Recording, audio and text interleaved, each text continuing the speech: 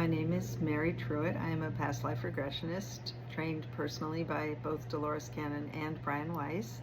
And I come on here and tell stories about my sessions. I've been doing this work for, 15 years now, and something crazy happens every day. So I was going to tell you a really insane story that happened to me. Sometimes sessions are super interesting because we go to other planets, or they're interesting because somebody is an animal or something different, or I learned something about history or whatever. But this was a completely different kind of case. So this guy came to see me. He was probably in his late 40s, early 50s, and this was a session I did in my house in Annapolis, Maryland. And he had driven from New Jersey. And the minute he walked in the door, he had the thickest New Jersey accent you've ever heard. He was like, "Yo, I'm here because my girlfriend told me to come." Okay, I'm going to try not to imitate him the whole time, but my New Jersey accent isn't bad. So anyway, he's like, "My back hurts. I came to get my back fixed." So, the first part of a regression is a couple of hours of conversation, where you talk to the person about their spiritual beliefs, their spiritual experiences, their life story. I mean, it's just an incredible part of the session, the first couple of hours, where the vibrations of our higher selves are in training together. I'm getting to know you and knowing kind of how to proceed in your session.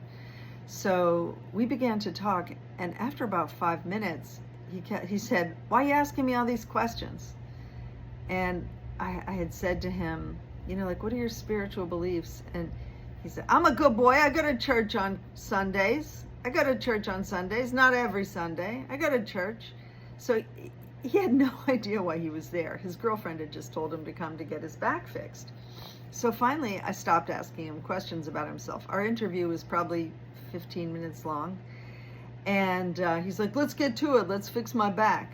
So I took him into the other room and I put him in the bed, which, I always do. Dolores Cannon always said, put them to bed like a baby. So that's what I did. I tucked him in and I did the induction, and he immediately went to, I think it was 2 or 3 very interesting lives. I struggled kind of to understand him a little bit.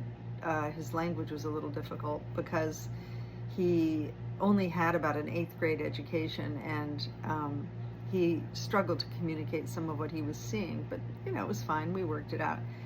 And because I had not really reached his higher self or a spirit guide during this session, I decided to do what we sometimes do at the end of a session, which is to say, I'd like to speak with this person's higher self. So almost immediately, there was a complete change in him. And this voice came out of his body. He sounded like an Oxford Don. He was like a professor, like a very erudite professor. "Hello, good afternoon. Thank you so much for your work with him today. It's been absolutely marvelous to, blah, blah." I'm not going to try to do a British accent. I can't do one of those. Anyway, they sounded British. They sounded like some old smart man. And we had a conversation for about an hour and a half about earth changes, about the coming new earth, about, this guy's life path. We just talked about everything. He talked about my work. He talked about Dolores Cannon. He talked about QHHT. And at one point I said, we need to do some healing on this guy's back. And he was like, "Oh, yes, accomplished. Right away. We'll do it right away." Anyway, I didn't want to stop talking to him. I practically wanted to marry him. I was like, "You are so smart and so fun to talk to." And he'd said, "Keep up the good work and thank you," and everything. So then I counted this guy out of his session, and he opened his eyes. I had forgotten that I could barely understand a word out of his mouth. And he wakes up and he's like, "Yo, what happened? Did I take a nap?" He's like, "Yo, my back feels a lot better." And he literally, in those days, I didn't ask people to pay me ahead of time. Now people pay ahead of time, but he literally took some cash out of his pocket, which I guess he'd counted out before, and sort of threw it down on the bed. And he was like, "Thanks a lot, my back feels better." And he walked out the door and left. He didn't want a recording, never heard from him again, but you know, it was fine. I had a good time. So that's my story for today.